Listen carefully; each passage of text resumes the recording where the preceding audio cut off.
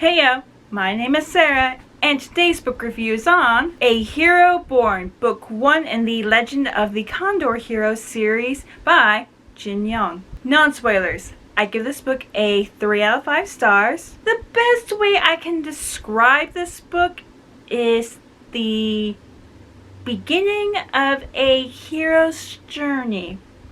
Hence the name. Yes, we are set in the time period during the Jin and the Song dynasties, so two warring dynasties in China, as well as some things that are going on in Mongolia. So, some things are going on with the neighbors. And the beginning of the book is set up before we meet our main characters. So basically what happened with their fathers, which we find out that the main characters, their fathers were former patriots, and their wives, they promised that if they both had either a son or a daughter, the two children would marry, or if they were both boys, they would become sworn brothers. Well, something happens to where both the wives get separated, and we follow the beginning journey of one of the sons named Guo Jing, who grew up in Mongolia. We see Guo Jing grow up as well, from a little child to when he becomes 18, and during that time period we see how things are happening between the Jin and the Song, how those things are slowly creeping in, like political influence, into Mongolia. And this is also the time period where a certain Khan is gaining his influence before taking control of that country. And once that happens, things from the past slowly pull Guo Jing back into the events that happened prior with his fathers, and that night where both his mother and the other wife got separated.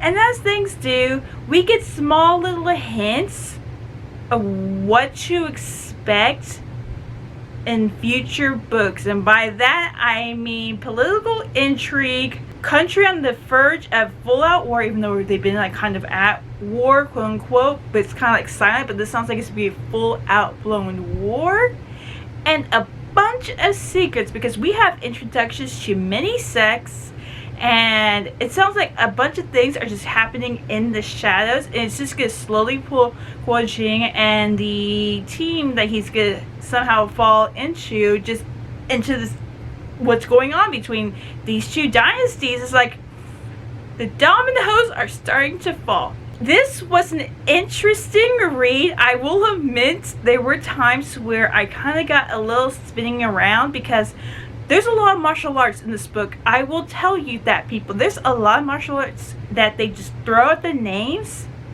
and that's kind of it. The author did describe a little bit of what the moves were, but besides that, there's a bunch of names flying around that I was like, oh my god. And I mentioned that there's sects and stuff. There are also a bunch of other people, so we are being thrown names left and right. Some people that are really important, some that just completely disappear. Maybe they might come up, but the saving grace for that is there's a character guide. There is, this was my savior.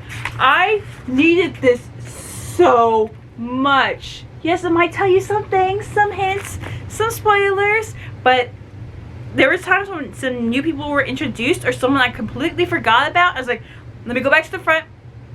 Okay, so luckily there's that, but there's a lot of characters, and I kind of wished we had the point of view besides Guo Jing, because we did have some from his shifus and some side characters that do play an important part, just little tidbits to help enrich the storyline. But I really wish that we could have seen a point of view from his future sworn brother, Yang Kong, who we didn't meet until close to the very end, so that's a little disappointing. I really wish I could have seen that. I did enjoy this read. It was different. It was different from stuff I really read. Usually if it's a journey with heroes and all that stuff, because this is a hero's journey, it's usually fantasy and stuff, but this is more grounded in a way, because we have martial artists and stuff, we have sex, so of course we're gonna have some hints of the wuxia style in there.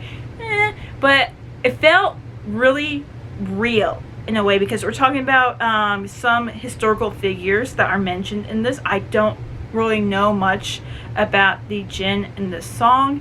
I know a little bit of Mongolian history, but besides that, I was like, I'm digging this. I'm digging this. There are times where I'm getting a little bit lost and remembering who is who, and just like a bunch of information that's thrown at me. But if you take the time to just like sit down and just to read it at a good pace, it is interesting. It's really interesting. But at the very end,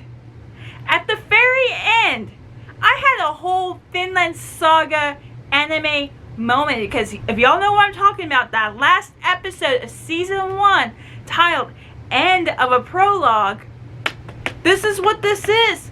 We get everyone together, everything going on. Then check out book 2, which I will check out book 2, because you left me. You gave me a juicy bite, and then you tore it away from me and took off to the hills. I'm like, hey! So yeah, I really kind of plan on continuing with the series. It's just that this was like a very good introductory to what's going on. If you're really interested in trying to check something out that's a little bit different, like how you expect like a fantasy story with a hero and his party to go to, this is more a little bit, I would say, historical fiction set in a historical timeline with actual people, and our main characters are the fictional people, I would believe, just put in situations that's going on, what's happened in the past, as well as wuxia style with the martial arts and the sex and all that stuff. But besides that, it was an interesting read. I really enjoyed it. It's kind of going in the style of the dramas that I do actually enjoy watching. So, and I know there's TV shows about this, so that's really exciting to look forward to once I complete the series. So there's that. A Hero Born, Book 1 in the Legends of the Condor Heroes by Jin Young. 3 out of 5 stars. Bye, non-spoilers! Shoo! Spoilers. Also, a forewarning, people, I have a feeling that this might be a longer review than y'all are used to, so there is that. So I am sorry if this reaches past the normal limit y'all are into, because I took a bunch of notes. So there's this warning. Sorry about this. So like I said, this takes place between the Jin and the Song dynasties, where China's like kind of torn into two between these two dynasties. There's a bunch of political intrigue going on, a bunch of successions happening, and some common people, I'm guessing, if you have some disgruntled issues with people in government, you can freely talk about it in taverns and not get punished about it, because we are out in a village, Ox Village, and there's this storyteller just talking away, and we are talking about officials and the former emperor and the current emperor of these dynasties. I believe a little bit trash talking about the Song, how he's not really doing his job, the emperor fighting back against the Jin, who are getting more advantages over this other dynasties, and there's no soldiers coming in to arrest them. So I guess it's okay to talk bad about the ruler. And this is where we're introduced to the Patriots, Ironheart Young and Skyfairy Guo, and I would say they are sworn brothers. They've been through so much, they've gone through war, and now they're like living out in the village with their wives, who are Charity Bao and Lily Lee. But people know their names because they made their names in the battlefield, so, and they're also called Patriots. So when you meet them and understand who their identity is, people are like, oh my god, I know y'all guys, I know y'all fight for the cause and everything. But I'm like, if people know y'all and y'all are still talking about politics out in the open in a tavern, I'm just saying there's like a risk to our safety. That's all I'm saying. I believe it's around winter, because we're talking about snow and the cold, and we're with the families, and they kind of share the same household.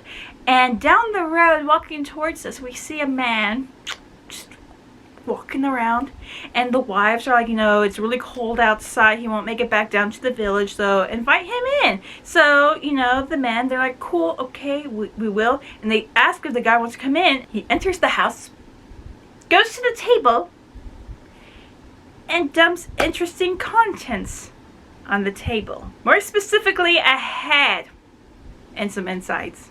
But yeah, of course the ladies will freak out. And of course, Sky Fury Ghoul and Ironheart Young will be on the defensive. And they do have their weapons. But the guy's like, ha, you think you can fight me? Because he thinks of the enemy. And they actually do have a fight in the courtyard. And this stranger's like, your kung fu skills are really advanced and interesting. Who are your names? What are your names? And they tell him, it's like, oh, you're a patriot. So am I. This guy that I killed, he's a traitor. He's a Jin soldier that's selling out information. And they're like, oh, okay. Come back inside. Let's talk. Sorry, I'm looking down at my notes because this guy has a title and all. But yes, after being invited inside the house and revealing his name, everyone's like, oh my god, we're sorry that we didn't know who you were. We didn't know how important you are. But he's like, nah, just do this on the sideline. So this guy, this gentleman that, who is very skilled and impressed by the Patriots, his name is Kyojuji, Master Eternal Spring of Quanshan Sect, which is apparently a really big, important sect. So he was just out, he found out that, there's this Jin soldier who is giving out information, and he went to go kill him. Well, problem! That guy was supposed to meet some other people, so other Jin soldiers came looking around the Ox Village, and that's when they ran into this household. So here's Ironheart Young and Sky Fury Ghoul, who's ready to fight them until Kyojuji decides to fight them on his own, and he does basically wipe out all of these Jin soldiers. And they're like, okay, we will take care of the bodies. And they made sure to take care of the horse, so, because we don't need anyone finding out what happened. And so at that time, we find out that Charity Bao and Lily Lee are pregnant. And because of this, and because Kyojuji has high respect for their husbands, he decides not only to bestow names and daggers with the names embedded in them, but he promises once the children are kind of grown, he will come back, teach them kung fu, and see if they have the potential of becoming his disciples. And that's where he places the name on the daggers and gives the names to the children. If they're both boys, one will be Yongkong and the other will be Guojing. And then he leaves after, just killing a bunch of people. Night continues, everyone's asleep, but Charity Bao does go outside because she has animals out there, so she kind of tends to them, making sure everything's okay after the whole events. And that's what she sees in the woods. A wounded, still alive, Jin soldier. But because she has a good heart, Charity Bao does bring the guy into a barn, and she does tend to him. He does wake up, but she's like, no, shh, don't make a sound. My husband and his sworn brother and his wife are in the house asleep. Here's some medicine, here's some food, and she leaves him in the barn. Which in the morning, the guy does leave. And so it's like, surely that won't come back to bite us in the butt. Right before winter's end, when time has passed and the women are almost ready to give birth, soldiers come to the household to arrest their husbands for treason. And of course, they do not go down without a fight. To give the women time to run, Sky Fury Ghoul and Ironheart Young fight. The soldiers put up a fight. There's this Justice Juan who's being an absolute jerk and just like saying, just kill them. Well, Ironheart Young tries to get the wives away while his sworn brother fights everyone off, and he dies defending his brother. And the women get separated, the women get taken. So in his brother's now memory, Ironheart Young chases after them. He sees Charity Bao on the ground. She manages to save her, but he sees that Lily Lee was captured by Justice Duan, and he's like, I have to go for her. He tells his wife to stay where she is, but she's like, don't leave me. But Ironheart Young still goes after Lily Lee. He does rescue her, but they both come back to see if Charity Bao is there, and no, she is not. And that's when Ironheart Young gets attacked on, and we don't know the fate of him afterwards, because he takes like a spear to a vital point in his body, and we believe he dies. Charity Bao does get captured again. We eventually find out the fate of Lily Lee. She does get captured as well, but put in the custody of Justice Duan again. And so for Charity Bao, who doesn't know what's going on, she was captured before her husband could return. The soldiers do kind of take care of her, and there is a kerfuffle with rebels. But that soldier that she saved, his name is Yan Li, and not only does he rescue Charity Bao, he takes her to a village, gives her clothes and food, and basically swears to be her protector. And also to, because she believes her husband and his one brother is dead, to give them a proper burial. So he swears this upon her. I was like, can we still trust him? Because I'm just saying. A couple days ride later, after, incognito, pretending to be husband and wife, Yan Li and Charity Bao make it to a northern city, and they're at a hotel, and Yan Li becomes a victim of pickpocketing, because as he's going down the hallway, he kind of bumps into a guy who's throwing insults at him, and Yan Li wants to get in a fight, but he's like, no, I gotta keep a low profile. He goes and he's with Charity Bao, and the innkeeper's like, asking for money because he gotta pay for the rooms, he gotta pay for food. He's like patting himself. He's like, that scoundrel, he stole my money. And so we're getting into a moment with the innkeeper when Jin soldiers, show up to see what's going on, and they look at Yan Li and they bow. And we're like, oh no. Well, Charity Bao's like, what's going on? Everyone's like still bowing, like, but me in the corner, I'm like, oh no. Turns out Yan Li is an alias.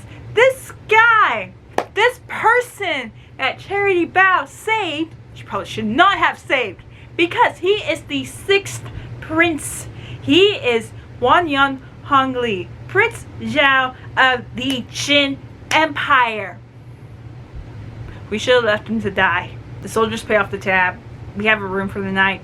Charity Bao is still like in shock, but Wanyan Hanling is still like, I swore to protect you, I swore to get vengeance upon you, I swore that your husband and his sworn brother would have a proper burial, I will uphold my promise. And he goes out to get her some clothes, but we also find out through his point of view, he's also down, he's been going between Jin and Song territories, seeing to recruit people to be on his side, because he's the 6th prince after all of the Jin Empire. But he's the smarty. He's the one planning things in the shows. He's the one that if you play a game of chess or Go with, you're like, I'm gonna need 3 people, because he's the one that's like Lelouch. He's like 5 steps ahead of you kind of thing. So he's out there scouting around, and he notices a horse rider who is a little short of stature, but he has ultimate riding skills, and he's like, let me see if I can recruit. And then, oh my god, this is where I was just like, a lot of things are happening, and we still haven't met our supposed main characters. And this is where we meet the 7 freaks of the South, aka the 7 heroes of the South. They are a ragtag group of people with exemplary martial arts skills that have made their name across and wide, and they're just like a bunch of travelers that just like to have fun. And if they get a fight, they love fighting. They're also there to meet venerable monk Scorchwood, who is a monk of a respectful temple. He does have some martial arts skills, but he also has like a good name as well.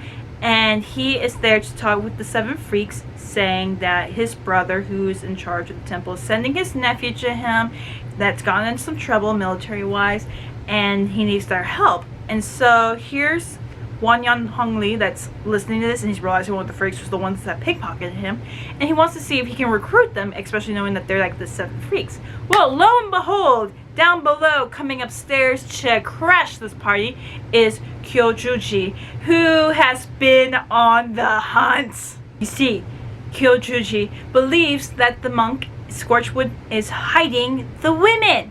He believes that he has Charity Bao and Lily Lee. I was like, oh no. And that fight ensues. This is, okay, this is supposed to be a TV show as well, people. So, Kyojuji is carrying around a giant gourd of a drink of some sorts, and they're tossing it back and forth like a ping pong ball between him and the 7 freaks, and they're just having so much fun, and they're breaking the floor, which is made out of wood, and we're on the 2nd floor, and then it goes flying out the window, and one of the 7 freaks, the one that was the rider, whistles, and the horse comes back with the gourd and leaves, and no one bats an eye.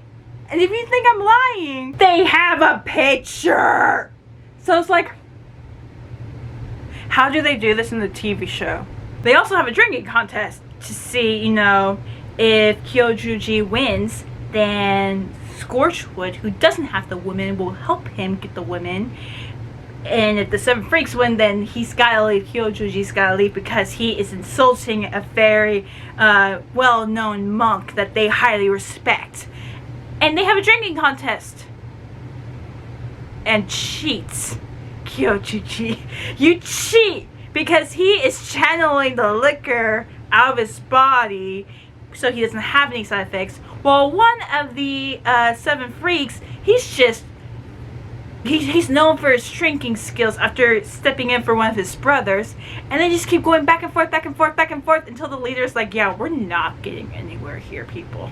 And to ruin the 7 freaks' name and Scorchwood, Jin soldiers show up and bust the party. So while Wanyan Hongli is in the corner going like, don't recognize me, I am trying to listen to what's going on, Kyojuji basically accuses them of being in touch with the Jin, which apparently 7 freaks are like, no, we highly uphold the song. The Jin are kind of our enemies as well. We just really respect Scorchwood, who I don't believe has mentioned that his nephew is a Jin soldier. I believe his brother probably did mention, he's probably just said his son was in trouble and he's sending him towards Scorchwood to hide.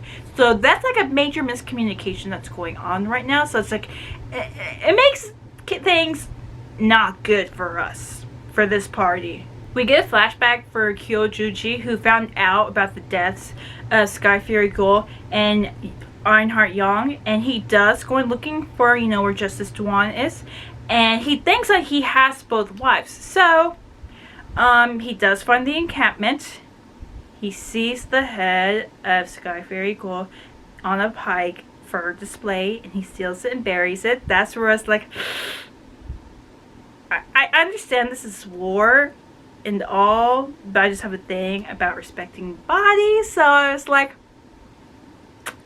death upon Justice Duan, which Kyojuji tried to do. He literally basically was defeating the whole camp before Justice Duan, who had Lily Lee. And he ran. He made her dress up like a boy, and they ran to his father. Actually, Abbot Witherwood, who is in charge of the temple that Justice Duan goes, that's not his father, that's his uncle, so I do apologize about that. And Witherwood is like a disciple. I apologize for that mix up, but he goes to the temple asking his uncle for help, and he does not like his nephew. He's like, you're getting me into trouble. I want you out. I will send you to this disciple who will help you. After the incident with the Jin soldiers, like breaking up the whole thing that was happening at the place, the 7 freaks and Scorchwood, I believe, returned back to the temple where Justice Duan and Lily were, and Kyojuji did follow them, and there was an actual fight that ensued where I was actually afraid Kyojuji would get injured. He did get injured, and I thought he was gonna die because the 7 freaks were actually going full on out.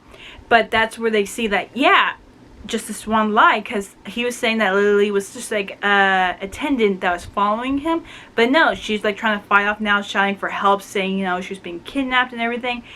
And of course, everyone's all like shook. And Scorchwood is angry about this, so he goes after Justice Duan, who sidesteps, and Scorchwood goes headfirst into a pillar and dies. As a very big force, because he was furious. It was blinding rage moments, but because of a slight mishap, he accidentally dies. So Witherwood's injured, his other temple monks are injured. The 7 freaks are down for the count right now because they had just gone into a fight with Kyojuji, who is like kind of poisoned, but he's like channeling it, he's cultivating it out of his body. So Justice Duan again runs off with Lily screaming for help. Instead of going straight after them, the 7 freaks do help Kyojuji and the abbot and his people heal and stuff, and they kind of want like a refight, but they're like, we have a bunch of things going on, and Chiyojuji tells them why he's after Justice Tuan to rescue Charity Bao and Lily Lee, and about the children that they're carrying. And so the Seven Freaks, they feel like they still want a rematch, another fight with this with this guy. And then he's like, okay, I have a deal for you. And the Seven Freaks are listening, and he's like, these women, if they both have sons, I will be a Shifu for one.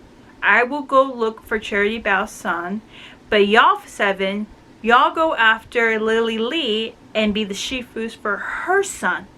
And after 18 years, because we can do a proper match, we will train these boys.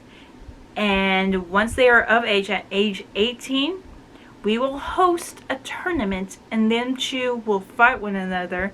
And only then will we know who the true winner is. And the Seven Freaks are listening on this, and they're like, I like this plan. And so Chiyojuji is like, cool, we have a deal. I'm gonna go look for Charity Bao, and y'all go look for Lily Lee. Okay, cool, break!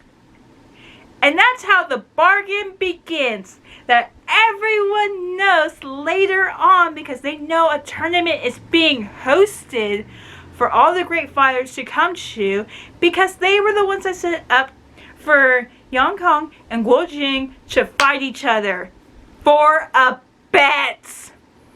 I don't know how the Seven Freaks keep missing Justice Tuan and Lily Lee, but they keep missing. Every time he's getting closer to the Jin capital. And as luck would have it, the moment he reaches the gates, tributes are leaving the capital, and the soldiers put him and Lily Lee in that party that are going further north to Mongolia to give tributes to the tribes. And what do you know? They get attacked by a raiding nomadic tribe, and Lily Lee actually makes a run for it. She does. But then she gives birth out alone in Mongolia. She does it really well. She survives. She has a son. She has Guo Jing. And after 7 days of recuperating, because there were some supplies, and she was able to make some meat from some of the dead animals that died during the raid. And after she got her strength back, she runs across another family that take pity on her, and they bring her in. And after a while, the family gives her a couple of goats. And after that, Lily Lee and Guo Jing start their life in Mongolia. So that's where she feels safe right now. She does not know what's going on after the death of her husband. She doesn't know what happened to Charity Bao. She doesn't know what happened to Ironheart Young, because they got separated after he got attacked. Things are uncertain in China, that the only place right now to be safe to raise her son is in Mongolia. Being raised out there is interesting, because Guo Jing, who is 6 now, he's out there tending to the sheep while his mother goes into town because she's got to travel a little bit, and he's watching a battle. Not like a practice strategy for future battles but an actual battle. And who's leading it? But Temujin, who eventually gets the name of Genghis Khan. And he's just like watching. I can imagine this little kid just on the hill watching a full battle skirmish for territory and the possible death of an influential leader that will unite everyone in Mongolia. Just having a battle, and he's just watching. The fight ends. Temujin survives an arrow to the throat. And here's Guo Jing, who's going back home. And he notices the general that put up the biggest fight against Temujin and his men is at his house. And his mom, luckily his mom's not home. And so here's Guo Jing with this wounded general, who is no doubt leading Temujin's men to them at this very moment. Guo Jing, being the sweet little sweetheart that he is, not only tends to the general, but he does see that someone's coming, so he hides the general, scares off the horse to make it look like he abandoned the horse, and he pretends to be, ooh, pretty sky. When Temujin's men, his generals, show up and asking the kid, have you seen someone? And he's like, no. And one of the generals is like, isn't that his horse? And he's like, I don't know, I've never seen that horse before. This is a 6-year-old and I love it. He is precious. Guojing, he was raised with a good heart, people. He is so good that the general's like, this is a kid, just trick him. And one of them is like, here, I'll give you a couple things if you tell us what you know. He's like, no. And someone else is like, just smack him around, and they do, and he's still like, no.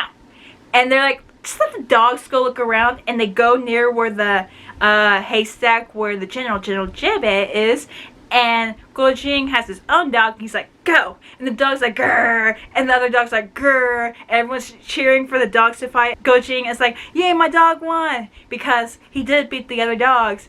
And then someone just got mad, and he just starts like, okay, the dogs are sniffing the haystack, we're gonna go check that. And Guojing's like, no. And then the guy's like, move, kid. And Guojing goes low and grabs the guy's leg, and he just won't let go, and everyone's like having fun, laughing. And of course Temujin shows up, and he sees what's going on, and he gets a laugh out of it a little bit, but then he's like, okay, enough playtime, search that haystack, get rid of the kid. And Guojing's like, no. But then General Jebe shows out. He's like, you know, don't hurt the kid, he didn't know anything, I just took hiding here. And so Temujin, who was impressed by General Jebe during the battle, you know, he's like, you know, do you want to die like right here, right now? And Jebe's like, I want to die like an honorable, noble death. So Temujin sends one of his generals, forgive me if I mispronounced his name, but General Bogurchi, who they do have a battle. They have like a archery battle on horseback, and they're shooting at one another, and Jebe does get one up on Bogurchi, and he shoots him in the back, but it was like a flat tip, so he's like, you know, we're under that. It's like, I technically did kill you, so I do win. But then Bogurchi sends another arrow at him, and they fall on the horses. And he's like, this is like considered a kill, even though he hit him with like another flat tip, and he didn't like necessarily kill him. But through this whole confrontation, Jebe did show more skill, more will to live. So Temujin gives him the ultimate offer of serving in his army. And so because of that, Jebe is really grateful. He does swear, he does the oath saying he will serve Temujin faithfully. And so Temujin does give Jebe some golden nuggets, which he says give it to the boy because he didn't have to stand up for me and all that stuff. And Temujin is like, here kid, you have it. But Guojing is like, no, I shouldn't ask for this, I did what was right, so there's no need to be rewarded for that. So Temujin, he's really impressed with the kid, and Jebe is like, he promised to protect him. And so Temujin was like, you know, tell your mother that you and her are welcome with my people. And not only does Jebe become a good ranking another general and becomes really good friends with Bogurchi, but he also looks after Lily Li and Guojing, and he teaches Guojing some martial arts, aka archery. A couple months have passed, and lo and behold, guess who shows up to stir a little trouble? Not really, but a little bit. Is Wanyan Hongli with his brother, the third prince, Wanyan Hongxi. And Hongxi,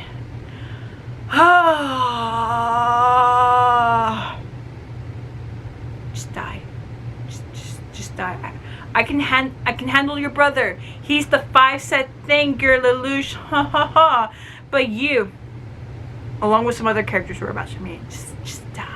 Because they are there to bestow Temujin a title, rewards for protecting the Jin from northern invaders, and they're gonna go to Temujin's adoptive father and his son to bestow a similar title. And Temujin's like, cool, I want to come chew with my family and some attendants. He also asked in the moment if they could bestow a title to his sworn brother Jamuka, who's been with Temujin through so many highs and lows, but Wanyan Hongxi just waves it off, being very dismissive. So but Wanyan Hongli is also there to see if the Mongolians are a proper threat. So this is also to assess who our northern neighbors are. Of course, joining the group is Guojing and Temujin, one of Temujin's son, Toli, who at that moment they do become sworn brothers. So Temujin's like, haha, my son, you have a brother. And so they do go to see Temujin's adoptive father, Ongkan, and his oldest son, Sengum, who sees Temujin as a threat because, not getting enough fatherly love, while Ankon does see Temujin as a son because I believe he's like an uncle who helped Temujin during a bunch of hard times before he rose to his own power to become his own ruler of his people, because right now we're still separate people. Sengun really wants to embarrass Temujin, so to impress the princess, which does catch the eye of Wanyan Hongshi, is that he summons some leopards, which might be high commodity out here, but he also insults Jebe, who is like an outsider who has the title of general, and he taunts Temujin for his generals to fight his leopards that he trained so well to kill. And of course the generals don't want their Khan, Temujin, to be insulted, so they're willing to fight, but Temujin's like, no, there's really no point in fighting right now. So even though there's an insult going on, Temujin sees this as a moment like it's not really a time to fight, so we will have to swallow our pride right now, even though some men just don't like this. And so Sengun really thinks he got one over him, and of course Wanyan Hongshi is not really thinking big. He's like, oh, I'm just not gonna see anyone getting really harmed right now. Without any parental supervision, like a couple days later, Gojing and Tuli are being bullied by Sengun's young son, his only son, so of course he's got a little entitlement, when the 7 freaks show up. Because they've been out here just roaming around for 6 years, looking for Lily Lee and her supposed son, and they're complaining that Shoji probably already found his disciple, his person to train already. He's probably already got one ahead of them while they're still looking, and they see these children fighting, and so they're like, okay, we'll go take a look. And the same freak that pickpocketed Wanyan Hongli does the same thing when he sees Gojing pulling out the dagger with Yang Kong's name on it, and he steals it and leaves the kid. And here he is going back to help Toli fight, and they take a look at the dagger and they're like, this is not a normal dagger. We should go ask what this is about, where this kid got. Probably his father, or was probably stolen or something. So they do shoo off Sengun's son and his bullies, and they ask Gojing where he got this dagger, and he's like, it belonged to my mom, Lily Lee, who said it belonged to my father. And they're like, this is the kid we've been looking for. And they literally break down crying in front of him, and understandably he gets a little just backing up, like, don't run, hey, you want to see a magic trick? They lure him in back with a magic trick, but they said that they're there to kind of help him, and he's like, well, I gotta get back because right now my mom's not here with me, and I'm with this group right now. Like, okay, if you want to know more as to why we've been looking for you, come over here at night and we will explain everything. So we are praying a child, a 6-year-old, will leave the company of the people he has known his entire life for 7 strangers out in the middle of nowhere at night. So there is that. While the freaks are waiting, they notice that there's something fishy around the place that they set up as their meetup point, and they look around and they notice that there's pyramids of skulls with 5 finger marks in their heads, as though someone palm struck them with their fingers and just tore in there. And they're describing this to their leader, who is blind, and he's like, this is trouble. And we're like, why? Apparently there are these martial artists that had left their sect and continued training under a certain fighting style that, basically hardened their fingers to become very, very like deadly and just like crush a human skull. And that's the signature, like fingers go through the head and like leave those marks.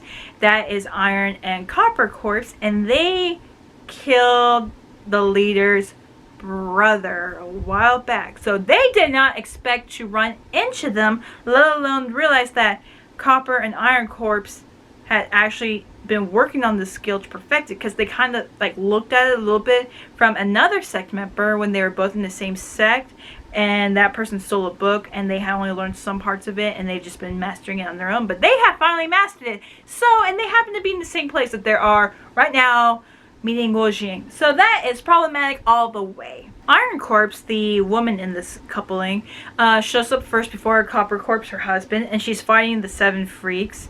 And she does get injured. The leader has poisonous weapons that he uses, and it blinds her. And at that time, one of the freaks notices that there's a shadow down below. And she's like thinking, oh my god, that better not be the husband, Copper Corpse. But then she freaks out even more because the person that they thought who decided to ditch them is showing up, and that's Guo Jing.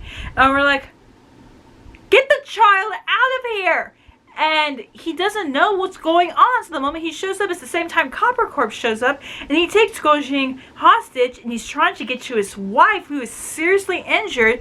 But the poison's like slowly working on her, but not like really killing her, so it just took out her eyes. One of the freaks is injured. The others are really, really hurt, and there's only like a couple able to fight them off. Obviously, Copper Corpse has Guo Jing in his hand, so he can't really fight full on. But Guo Jing does have his dagger, so he got the upper hand of Copper Corpse, not only freeing himself, but taking out Copper Corpse, seriously injuring him to a mortal wound where he's not going to be able to heal. And so Iron Corpse, she has no choice but to retreat, swearing vengeance on the death of her husband. But as she retreats, it's also the same time we found out that one of the 7 freaks, he is not able to be saved, and he dies. So we lost one in return of destroying an enemy. And so it's a sad moment, but they swear upon his grave that they will take care of their disciple Guo Jing, and he would learn the way of the 7 freaks. Years have passed as the freaks have been teaching Guo Jing.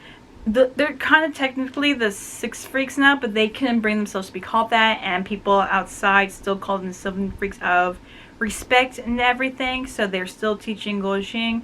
They've been kind of living with Lily Li and him. They have their own hut. And 10 years have passed! So, by my calculations, Guo Jing is 16. Meaning we have a 2-year time limit now. And guess who decides to send someone to test his strength? The Quanjin sect sends out a disciple named Harmony Yin, and he tests Guo Jing, who is able to keep up a little fight because it's like his very first opponent. But then the 7 freaks show up, and they're like, what are you doing? And he's like, I'm also here to deliver a letter after they beat him up, and it's from Chiu Juji, who said he found Yang Kong and has taken him on as a disciple. And he's looking forward to the tournament in 2 years' time. And of course, Guo Jing has no clue what's going on because they really haven't told him why they're training him in such a manner. And it's like, poor kid does not know anything that's going on. Well, everyone else does, and they just still haven't told him, even though they've been living together for 10 years. Guo Jing is not really the best student, but he's not the worst. He's that in the middle that shows spirit but no potential. And after Chiu Juji sent that taunting letter, the 7 freaks have been a little desperate in their teachings and getting frustrated, and they're taking their frustration on Guo Jing, who feels really sad that he can't do anything to improve his strength, which he gets frustrated. That makes the 7 freaks get frustrated to make them just want to stop for the day. Everyone needs to go have some fun, okay? Just go have some fun, get a breather. We got 2 years. What's a week of holiday gonna take?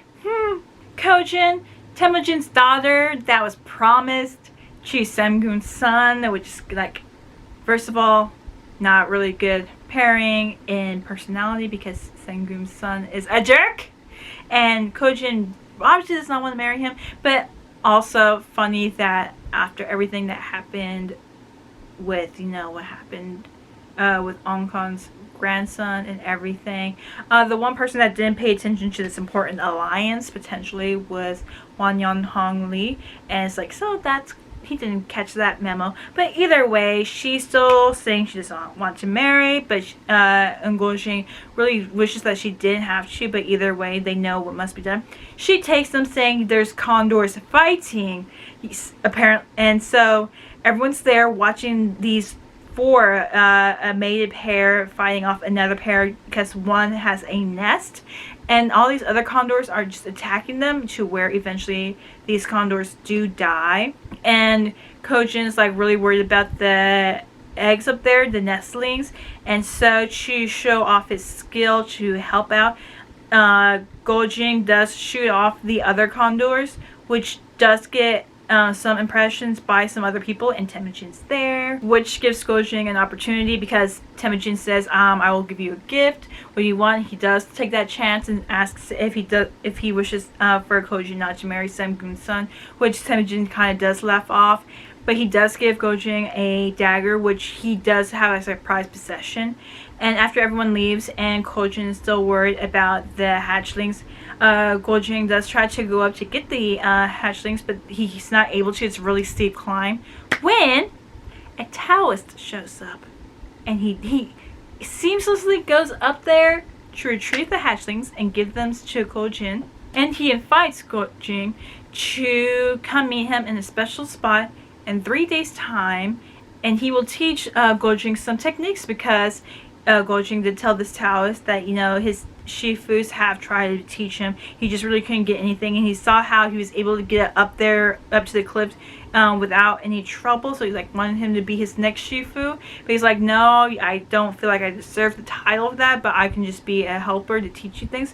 Which he teaches him some type of internal breathing techniques, not Demon Slayer anyway, but he realized that there's just a different style because Gojing is learning 6 different styles, and he's able to figure them out, but he just couldn't really fall into one. And he realized that he needed to learn a different way, so this breathing technique would help him that way. So for 2 years, Gojing's been learning from the freaks and this Taoist in secret, and they've noticed this new technique has been helping him with his fighting skills whenever they're practicing, so they think that he's getting better, but it's like also getting suspicious, like he's actually getting better by using a move that we haven't taught him. Eyebrows arose. Truer, eventually they do confront Gojing in a manner, and he says, I'm sorry, he promised me not to tell you. They're like, who? He's like, there's this guy who I met, and I've been learning from him. They're like, you took upon another Shifu. He's like, yo, he wouldn't let me call him a Shifu, he would. But he did teach me how to do this, and it has been helping me in my fighting skills, and I just wanted to get better for y'all and everything. And they're like, okay, you can go meet him again. Just let him know that we want to meet him as well. So while Gojing does go meet up with the Taoist again, the freaks actually do follow him because they're kind of also worried, like, who's the stranger that's been teaching our disciple. And when he goes back to see the Taoist, because he's at like a top cliff that he's been training each night to get faster and faster up there, so now he's basically like the Taoist, he can get up with so much ease. When the 7 freaks do get up to the location where Gojing is with the Taoist, he's alone, but they're like inspecting everywhere. And that's when they notice that there is a pyramid of skulls with marks on their heads. And that can only mean one thing. After 12 years, Iron Corpse is back.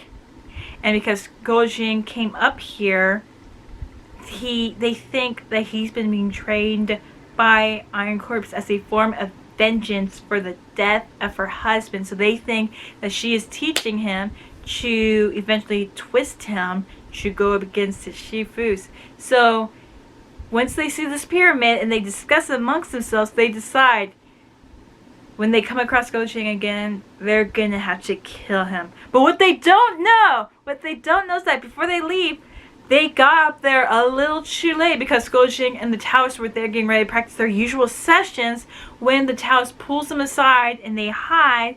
And because she's blind, Iron Corpse does show up. She shows up right after and makes that pyramid to do her full practice. And they're like, wait, I know her. And the Tao's like, what do you mean? It's like, yeah, it was like a long time ago, but something happened with her husband and one of my shifus, and she's here again. And they see her leave, and they're like, okay, she's probably gonna go hurt someone again because she needs a head to practice that technique over and over again. So they're like, okay, we're gonna go follow her. Keep close. We're gonna follow her, make sure where she's going, so we can gather information. And once we do, you go tell your shifus what's going on, and I'll meet up with them so we can form a plan. So they do leave right before the 7 freaks show up and see the pyramid and make the decision that they're gonna kill Gojing. So it's like coincidinky. Oh my god! Iron Corpse eventually leads them to a camp, and she does grab someone. There's like a kerfuffle or anything, and she goes somewhere, and Gojing and the Taoists overhear something in a gur, and they go there and they see a soldier of Temujin getting killed, and they're like, what's going on? And they see it's Sengun with Jamuka and Wanyan Hongli planning an attack on Temujin. Because apparently Jamuka feels like Temujin's like reaching further than he needs, is winning soldiers over to his side, and Sengun just really never liked him. And after all this time, Wanyan Hongli realized Temujin as the threat he is, so he's like thinking, if I can get these people on my side, we can get rid of this threat and I can have another arsenal up my sleeve. Now we have a bigger mission to get back to warn everyone. So yes, while the Taoist is planning the plan for Iron Corpse, Gojing runs straight to the 7 freaks who attack him and are getting ready to kill him because they still think the Taoist is Iron Corpse. Back to my notes. But no, the Taoist does show up. They're like, who are you? And he does that sect leader, Ma Yu of Qianchen sect. Meaning he is the sect leader of Kyojuji. And they're like, oh. He was also there because Harmony Yin did come back with a report, and he's really interested why his disciple Kyo Junji was making such a big deal about this competition. He came to see the kid after hearing he had some potential. He's like, I can't necessarily teach him, but I can show him a few things. So that's why he showed him those breathing techniques. So now we are having a plan to try to get rid of Iron Corpse. And that is a show of mercy. Again, I hope our butts don't get bitten on the future journeys, because they decide if we can get Iron Corpse to change her way and swear to us that she won't cause any harm, she can go with her life. And because she is blind, she won't know what's going on. So with Mayu and the 7 freaks, and they go back to where Iron Corpse has been dumping her, corpses and stuff. And she also has Kojin as a hostage. She practiced with her head, but they put on the best act ever, because with Iron Corpse blind, they pretend to be all of these important martial artists, and of course Mayu says who he is, and they're speaking out loud to make sure that Iron Corpse hears, like, oh my god, there's a bunch of people here that can easily kill me. But she overhears them talking like, if she repents, sees the error of her ways, and swears upon thee not to do any harm, we could probably let her go, see the error of her ways. And she's like, bet, I hear y'all. She releases Kojin because Kojin did try to go for her, and she's like, who are you? It's like, I see this girl that needs help. Are you okay? And they're like, if you promise not to harm this child or anything, and you correct the errors of your way, we will let you go. And she's like, cool, awesome, have the girl, peace, I'm out. And they're like, whew, we got rid of that problem. While Gojing is trying to catch up with Kojin, because before they went to go take care of Iron Corpse, she had shown up and said that Sengun was sending some people over to my father, and Gojing was like, no, that's a trap, you gotta warn them. Well, now she's telling them, my dad did not believe me, but he's a little suspicious, so he's going out there with his best riders and his best fighters to check on Sengun to see if this is really a trap. And we're like, so what are we gonna do about that? And they said, okay, you go try to warn Temujin, we're gonna try to take care of something else. So on his horse, Gojing right after Temujin, and somehow he gets past a Jin barrier that's behind Temujin's group, and he goes straight for Temujin. He warns them, hey, I just came from a group of Jin soldiers cutting off y'all's end, and there's an ambush. I told your daughter to warn you that there's an ambush. And because Temujin is still a little but he trusts Koji, so he sends his son and another general up ahead, not Tuli, but another son, and they come back saying, there's an ambush ahead of us. So Temujin quickly makes a plan, and he's like, we gotta get up to that hill up there. So the moment they get up to a hill, they are surrounded by Jin soldiers led by Sengum and his son, Jamuka, and Wanyan Hongli. Gojing, acting quick, he goes down before he can get attacked, scares Sengum's son's horse, grabs the son, goes back up there. So only son, very important captive, and they do a whole arrow fight for a little bit until it's like a standstill into the night. So we have to come up with a plan, and hopefully backup will show up, because we can only hope that they will listen to Kojin. But then when the next day happens, apparently Wanyan Hanli had some people with him known as the Four Demons, and they come straight for Temujin and his people, who are great at fighting. But the Four Demons of the Yellow River are martial artists, so they cannot really put up a fight against them, except for Gojing, who is able to keep up with them. He's able to evade and attack and keep his own and defend Temujin and his people, and he's making them go for a run for their money. And he is stalling, because while he's doing that and fighting them and actually defeating some of them and putting a bad name for Wanyan Hongli, and everyone's like cheering about the fight because there's a fight going on. Tuli managed to get Temujin's men. He managed to convince Temujin's men as well to come with backup, so they show up with a lot. And Temujin, pretending to be wounded, he sends out saying, we will still hold the marriage and all that stuff. And some people are upset about this. He even sends someone to supposedly be executed for, opposing this idea. But it turns out he is faking the wound so they could regain their forces, scope out the area, and see that it was the appropriate time to strike. So this guy who had that disgruntled moment, he was spared and everything, giving some stuff for him and his family to leave.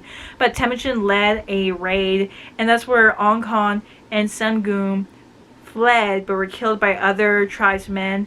The son of Sengum was trampled to death. Wanyan Hongli escaped back to the Jin Empire. Jamuka was killed for his treachery, which was really troublesome for Temujin. But he also accepted the people from Ongkon's people. And this is the moment we see Temujin become Genghis Khan. And with this new title, all the generals, including some other people, are getting promoted to higher levels. And by the way, Gojing becomes Kojin's betrothed. So there is that. With everything now stable in Mongolia, and realizing this is the appropriate time to return back, Gojing does get the permission of Genghis Khan to leave and promise he will come back to marry Kojin, but he has to go look for Yang Kong with the 7 freaks. So that means he has to go back to the Jin and Song Empire. He has to go back to China to complete this task that was put before him. There's also the possibility of running into Justice Duan, which Lily always talked about. So there's also that incentive to get vengeance upon the death of the father that he never knew. Well, when the 7 freaks and Gojing do make it into China, we hear the possible rise of outlaws forming in the Jin Empire, and hearing that the names of these certain outlaws, the 7 freaks, are really worried because they are still patriots for the song, and they see this as a potential attack. So they're like, this kid who's now, 18, he can take care of himself. So you know what, Gojing, you keep going. You gotta do what you gotta do, but at this certain day and time, you gotta show up at this place for this thing that we really haven't told you about as to why it's so important. We're gonna go take care of this. We will meet you up soon, son. And I'm like, this kid that's only known the steppes of Mongolia, now in a country he does not know, and you're gonna leave him unsupervised because he almost gets horse jacked because apparently the horse he has is a very important one that comes from a very important breed. And right after he left the inn and his chief who's left to go take care of this problem, he almost gets horse jacked. And when he makes it to a very big city and he's getting ready to go to a restaurant, he sees this beggar kid getting bullied, and he's like, here, I'll pay for this food for you. And this beggar kid just starts listing of all the sweetest foods this hotel could provide with a master chef taste that even impresses the waiter. I'm like, are we about to get cheated out of a meal and be told to pay the bill? Because oh my god, Gu Jing does not know the ways of the cities. He has a good true heart, a big, great, good heart for himself that the people will take advantage of. So my greatest fear is he's going to be taken advantage of and he's going to end up broke before he even gets to where he needs to be. Luckily, Gu Jing is able to pay for this meal because it's a lot of food, including the fact that it's second round because Lotus Wong, this beggar, they were talking for a little bit, and it's like, the food has gotten cold, and Gu Jing's like, well, it's still good. It's like, no, waiter, bring us a new spread, which is still like a lot of food, because they have put 2 tables together. He's able to pay for the meal. They walk around, and Lotus, who we know from the character guide is not a brother, makes a comment, like, if I wanted to, you would give me your horse, would you not? It's like, yeah, if you want it. I was joking. No, but seriously, if you really want it, I trust you, brother. So you can have my horse. And he gives Lotus his horse. He even tells the horse, you be good now. This is my good friend, brother Lotus. And there goes that horse that we almost got robbed for with Lotus, a guy that we just met. And I could use this comedic act moment because after going to an inn, paying for an inn, and he's just, Gu Jing's just like relaxing and stuff, and he hears a knock and he thinks it's Lotus. He's like, oh, brother Lotus, is that you? And he opens the door and it's like, no, it's this big guy, this big burly dude, and that's where the 7 freaks are. He's like, they're not here. And he pushes his way in, and we look down the corridor, and it's the 4 demons. And the guy on the chair, on the table, on the bed, waiting now, is their martial uncle, who's there to get honor back, to get vengeance on the 7 freaks and restoring honor to his disciples. They're the 4 demons. And since he's not there, they're not there. And he's like, fine, if the 7 freaks don't show up, you must fight us now. And he's like, but we will be at this forest tomorrow, this many way, at this exact time. Don't think you can run away. And then they leave and close the door. And if we think we're gonna get a night's sleep, no, we hear someone on the roof and just like sits down and shouts really loud. And if you think you can run that night thing again, I'll be up here all night. And Gu Jing is like, I'm going to bed. And he does. And now 1 demon member is there with him all through the day until that specific time. So he's there watching Gu Jing having a meal. Just doo-doo-doo. And time comes and they go to the forest and Gu Jing's alone. So he's like, tries to shimmy off the path. And then we hear above, we can see you, you coward. And like, oh no, they're above. But we look up and the demons are just hanging upside down because someone got the better of them, tied them up, and just like, dangle, please entertain me. And they're like, cut us down. And Gu Jing's like, I'm gonna go. I don't know where your martial uncle is, but I gotta go. Bye. We leave the demons hanging up in a forest. I love that. I love that very, very much. Very random, but I enjoyed it. We arrive at the Jin capital. So we are making progress on our journey. And while there, Gu Jing sees this event going on, as you could call it. And it's a father and a daughter. And their names are Mu Yi and Mercy. And Mu Yi is holding a traveling tournament for any gentleman who can defeat his daughter. They can win her hand in marriage because she is a very skilled martial artist. But you know, apparently everyone else is already married and they're just traveling around seeing if they can find a good match. And unbeknownst to the crowd, one man shows up with no intention of wedding the woman, but just decides to fight her with his smile. And he does win. And she does lose a shoe, but he's like, why would I marry you? I can't marry you. But he takes her shoe, and Gu Jing's like, well, that's very rude. If you weren't gonna marry her, then you should have joined the competition. She's like, huh, I just wanted for some fun. It's like, well, then give her back her shoes. Like, no, she lost it. I'm keeping it. So Gojing starts fighting this guy in the middle of the crowd, not knowing that this is a prince, because Mu Yi is like thinking this kid is very well dressed. He's obviously important. And there's other martial artists in the crowd now watching this fight happening between Gojing and this prince, and they're like listening, and that's how he finds out that that's a prince. And not only that, we hear a voice, and it's the martial uncle of the 4 demons.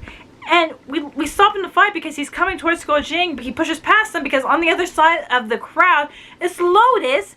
And Gojing's like, oh, brother Lotus! And Lotus is like, and just like goes into the crowd. And here's the martial uncle, as well as some of the 4 demons, like now going around looking for Lotus. And we have this fight going on. And at the same time, the prince's mother, the 6th concubine, shows up in her carriage, and she's like asking them to stop fighting. Like, no, we have one fight going right here, a bunch of hide and seek game going on over here. It's like the chaos is ensuing, and everyone's just like, one of the martial artists realizes this is going on a little too far. So it's like, you know, because this kid's a prince and this kid probably doesn't know what's going on, I'm gonna intervene.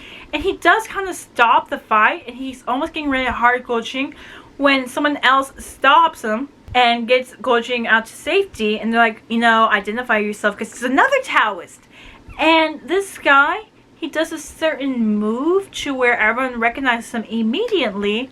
And lo and behold, Chu Juji, I don't know what you were thinking when you're like, I'm going to take Yang Kong as my disciple if your sect leader trained Gojing, and another sect member, a martial brother, shows up, and his name is Wang Chuyi, who's there impressed by Gojing's martial arts skills, and now is kind of taking him under his wing. So what kind of tournament is this if not only your sect members and your sect leader is teaching Gojing, but he also has the 7 freaks? I mean, like, I'm just saying. But yes, Yang Chuyi showed up because he had heard some stuff from Harmony Yin about Gojing, and he knew what his martial brother was going on with Yang Kong, and he realizes that this Prince Kong, is the disciple of Chu Chuji. And so we find out that the prince is hosting like a big banquet and everything. He's inviting Wang Chuyi to come and attend.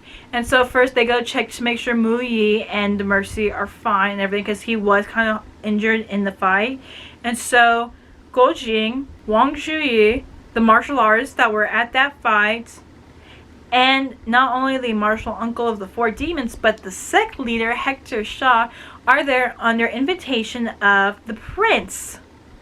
Of course, Hector Shaw wants vengeance for what happened to his disciples and everything. And of course, Wang Chuyi is like thinking, okay, apparently Gojing didn't know what he was getting himself into. He pleads his case, saying he was probably a kid doing what he thought was right. He didn't know what the grand things were going on. And apparently, to get out of a bunch of trouble in this world is to be skilled at fighting, because Wang Chuyi says, why don't you show this child your skills so he can understand the harm that he's done accidentally.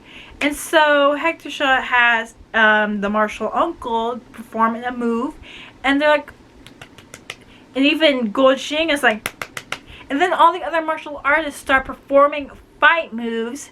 And it's like the whole thing, the whole tension of Gojing being in trouble with Hector Shaw and his sect is like out the way, because even Gojing and the martial uncle are like next to each other. I'm like, okay, we need a distraction. Just start fighting. But Wang Chuyi takes this opportunity, just like, you know, to kind of take the prince hostage, like saying, you know, okay, Gojing kind of understands that he was in the wrong, we apologize, and so now we're gonna leave, so bye. But one of the martial artists like does get one up on Wang Chuyi, and they do like a quick fight, kapow. And the guy is injured, but so is Wang Chuyi, because that was like a poison punch. And while he's able to use his cultivation to, like, you know, kind of get rid of the poison in a way, we still need ingredients to create an antidote. So he gives Gojing the ingredient list that he needs to make the antidote. But apparently, because we have a 12-hour time limit, Within the hour or so it took to leave the palace where the party was being held, mysteriously all the ingredients are gone. They're all bought from the apothecaries, and of course Go Ching is like, that prince, he bought everything. Now this guy who started because of me, he's probably gonna die. But then, when we're back at the inn, one of the keepers gives Go Ching a letter, and apparently it's from Lotus, and they want to meet up, and so he does, thinking, you know, maybe Lotus can help me get some of the ingredients. And he goes there, and again, the 4 demons that were there to do an ambush, they were ambushed again, and same thing happened to them, but on a lake, coming on a boat, Go Ching knows it's Lotus, but then there's Lotus out of her hiding gear, out of her disguise, and so he sees that she really is a woman. It's like, well, would it make any difference? He's like, no.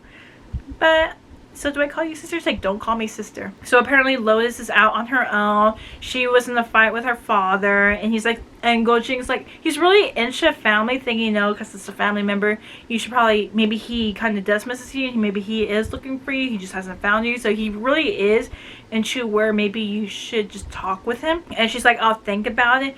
And so Go Ching's like, I thought you asked me here because you thought I might need help finding ingredients. Like, she's like, so tell me what happened. He tells her what happened with Wang Chuyi and what the prince did. It's like, okay, well, if all the ingredients are brought, then that means that there's one place to get the ingredients. It's at the prince's palace. It's like, well, then we're going to break into there, and that's probably guarded, and there's like a bunch of martial artists. Like, well, it's just the 2 of us. We'll just get in and out, not causing any trouble. So we plan a mission impossible. We slip into the palace long enough to see that Mu Yi and Mercy are being held captive because, you know, we still have that problem where Wan Yan Kong has to kind of still marry her, and he kind of makes a deal, but Mu Yi doesn't agree to it. So it's now their proposal saying, no, Summer Prince, I'm going to try to work this around my father. So when I let y'all out in a couple of days, y'all can go back to your village, and I will send, you know, all this stuff so we can get married to your daughter. And of course Mercy's like, okay, but Mu Yi sees through this, like, no. He's like, well, I'm gonna have y'all stay here so maybe he can mull over the idea. And Go Ching's like still like starting to get bad feeling about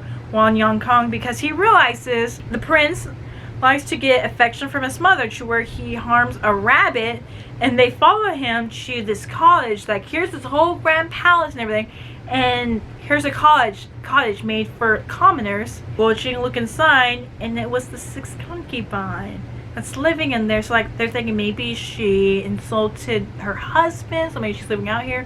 But no, she prefers living in this style, and because she has a good heart and she likes taking care of animals, that's why Wan Yan Kong told his mother, hey, I found this injured rabbit, maybe you can tend to it. So it's like he's also winning affection from her. So Go Ching doesn't like this, but they see a housekeeper because he doesn't know where all the medicines are or how to make it, and they use him to get permission from Wan Yan Kong to get medicine, which we're going to need to get from the head doctor guy, who is at a party where all the martial artists, and Wan Yan Hong Li is as well. So we gotta go there. He does go get the permission from the lead doctor guy, who sends them with an attendant. And while Go Ching is with the housekeeper and the attendant, Lotus decides to stay to see what the prince is talking about with all these people. And it turns out Wang Hongli, who has been waiting so patiently all this time, has a plan to conquer the song, because he realizes all these poems that were collected from a captured song general who is highly respected on both sides before dying. He had written all these poems, but because the poems were kept by the jinn, Wan Yan Hong Li was able to go through them. He realized that inside them was like a secret code, a secret message of battle strategies that could have been used to defeat the jinn. So they're like, so the rest of this stuff that we need is probably gonna be on this person where he's buried. He's like, no.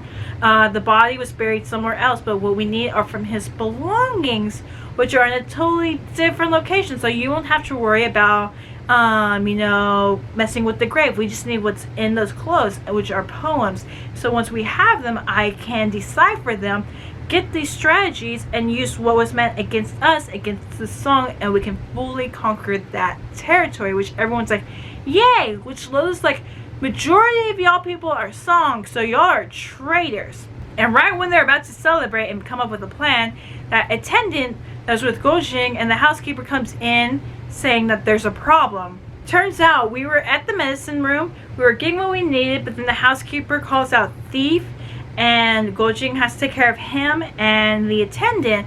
But the ingredients that he needed, the housekeeper threw away. So he's like, okay, I'm just gonna grab whatever. Hopefully Wang Shuyi is able to make what he needs to. He doesn't know he's grabbing, so he's just grabbing everything. And he knocks over a basket, and there's a snake. Very dangerous, colorful snake. And he's fighting the snake. He gets wrapped up, so I'm thinking it's like an anaconda of some sorts. And the only way how he can get away is to bite the snake. So while he's slowly death biting the snake, the attendant at the same time he ran to go warn Wang Hongli and everyone else. And Lo's like, I gotta get out of here. But someone hears her, and now she's being held captive over here because they're like, let's interrogate her. But again, a way how to get around this thing: use martial arts. So she's fighting Hector Shaw and a couple of the other martial artists who are testing her skills, to where they're not going to let her go, not to get information out of her, but to find out who her Shifu is, because apparently Lotus has really good skills. And like, we won't let you go if you tell us who he is. And like, no, I'm not going to tell you because y'all be scared to death, so I got to go. But they're like, no, we're not going to let you go. So here is Guoqing biting the snake to death, and he goes to go rescue Mu Yi and his daughter, and he asks, like, what's his name? And that's when Gojing says, yeah, my name is Gojing, and my mom was Lily Lee, and my father was this patriot that I never knew. And you tried to trick me. You tried to trick me, book. But Mu Yi is actually Ironheart Yang. And Mercy just happens to be the daughter of the family that took care of him before he got strength to go look back for Cherry Bao, who wasn't there. And so and that family was hit by an epidemic, so he adopted Mercy and was using the excuse of looking for a husband to find his family. And Guoqing hides because a guard shows up, and it's Charity Bao, who doesn't recognize her husband after all these years because he's really been through the ringer. And she apologizes for her son's sake and asks for them to leave and gives them compensation. And while Ironheart Yang and Mercy kind of leave, and Gojing does get ready to leave, he sees someone running towards him, and it's Wan Yang Kong, who's like, my mom did a great mistake. I can't have these people go and tell my Shifu what happened. And he sees Gojing, and he starts fighting Gojing with the guard. And while that's happening, Lotus has a little thing going on with her end, and the martial artists are still trying to get an idea of who her Shifu is. And that's when they're like, okay, she's copying everything, all the moves that she's seen us do, so we just gotta keep chipping away until it gets down to her first fighting form, basic form, gives us an idea of who that person is. And so one of the martial artists does do that, and Lotus is caught off guard, so she does a move to evade and attack at the same time, and the guy jumps back, and he's like, she's still underneath Twice Foul Dark Wind. And everyone's like, and she's like, uh-oh. And that man, who might be Lotus's Shifu, stole a very important book from his sect before defecting. And that book had some peekers look into it by the name of Iron and Copper Corpse. That is their sect member. That is their martial brother. And Lotus might have learned underneath him. She might have been taught by him. That might be her Shifu. So it's like, this can go wrong. I've been saying this a lot in this book. This can go wrong in so many ways, but everyone, Hector Shaw, these martial artists, even Wang Hongli, who's even still there watching this whole thing happen, it's like, oh no. And Lotus is like, oh no, they probably found out. When they hear an alarm go off, we got pan over to POV of Guoqing, who manages to get away from Wan Yang Kong, who makes a beeline to the Six Concubines cottage, and he hides in there. And of course, Cherry Bao doesn't know that, and he manages to hide in the cupboard. And he's not feeling good because of that snake, because at the same time, the doctor guy left everything that was going on with Lotus and the other martial artists to go see what happened over there, because that was his attendant that came over, and he sees that his place, his apothecary and his ingredients that he spent years collecting, it's not only ransacked, but his snake is dead. A snake that he was cultivating for immortality. So that blood that got into Goljing's system that's making him feel sick, where that guy thinks this guy killed my snake, but apparently he probably drank some blood, so maybe I can drink some blood from him.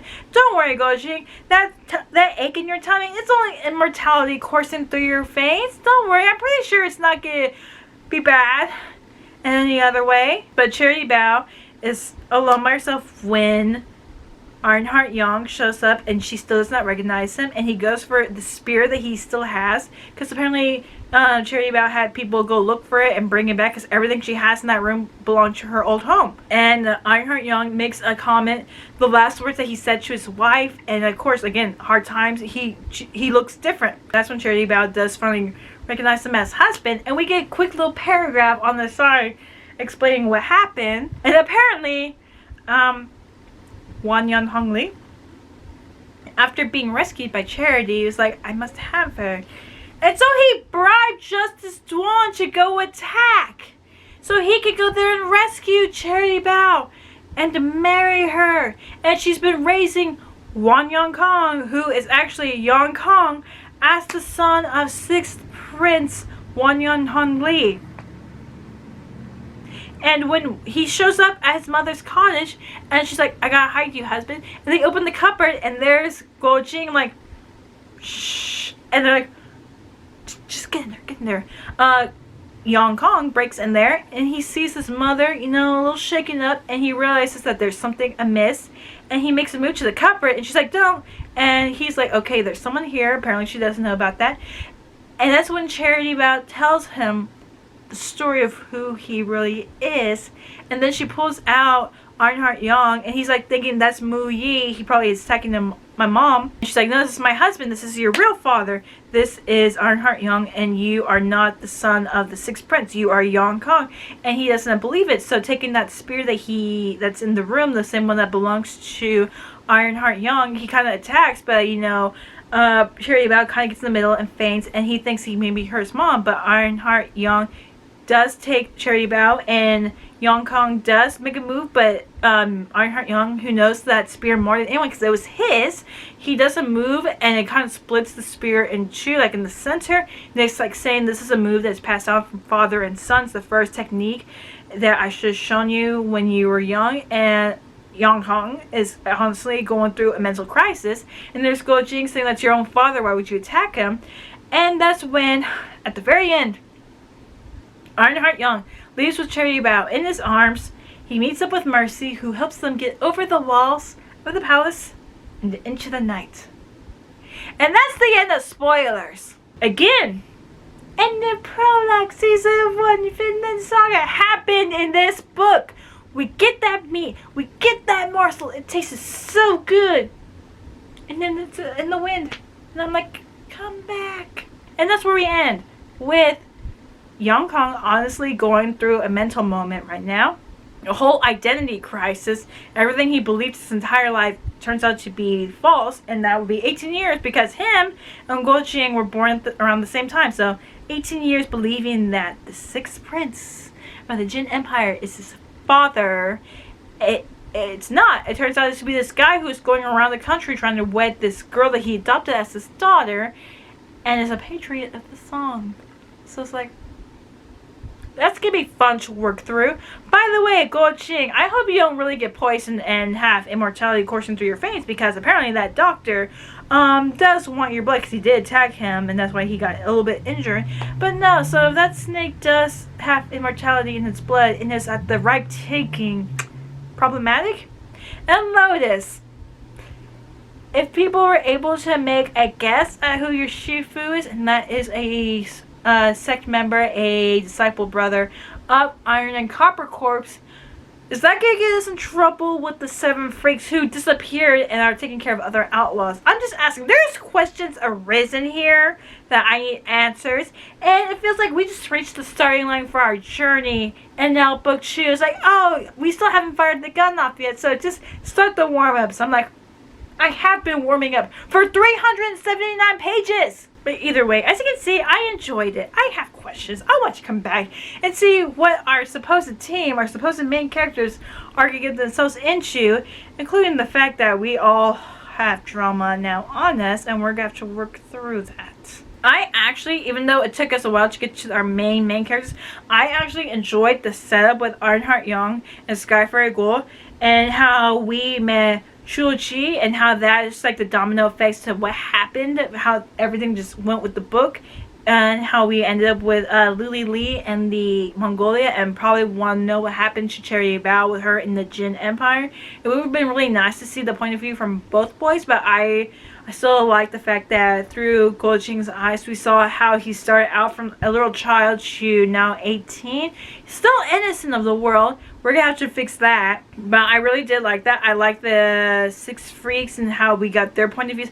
I liked how we got like some separate point of views just like seamlessly work their way in, so that wasn't really jarring. But all in all, again, I really enjoyed this book. If people like the hero's journey but it's not fantasy but feels like historical setting grounding, this is a good start. We are in our camp, our tents are set, our teams are picked, we are at the start of Warmlight, and now we're just waiting for the coach to set off the gun for us to start the race, because I have a feeling a lot of things are going to happen and we just need to be ready for it. But either way, I enjoyed the book. As you can tell, I am really sorry if this was a long review, because a lot of things happened that I just felt like was really important, so I took a lot of notes. But again, I really enjoyed this book. If y'all, again, want to try a hero's journey, like with a historical background with it, and you really like wuxia style, give this a try. It was a really nice, different read for me that I quite enjoyed. A Hero Born, first book in the Legends of the Condor Heroes by Jin Young. 3 out of 5 stars. My name is Sarah, and bye!